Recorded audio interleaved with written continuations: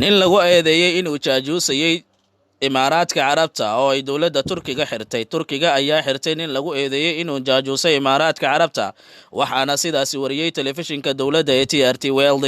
Ahmed Al Astal oo ah 45 sano jir Falastiini ah oo ka soo jeeda Gaza ayaa haystay baasaboorka dalka Jordan markii loo kaxeeyay xabsi ku yaala Turkiga.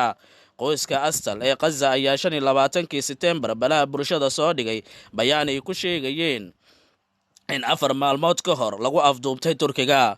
qoyska Astal waxay sheegeen inuu ahaa suxufi in ka badan 10 sano ka shaqaynayay imaaraadka carabta ka hor intuusan u guurin Turkiga, halkaas uu kula shaqeeyay dhowr warbaahin oo ay ku jirto wakaalada wararka ee Turkiga ee Anadolu.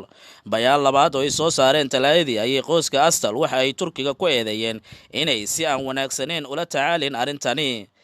qoyska ayaa ku booriyay madaxweynaha Falastiin Mahmoud Abbas inuu farageliyo arrintani, iyagoo u sheegay in xaaskiisa iyo laba gabdhood uu dhalay kaligood ay ku nool yihiin Turkiga.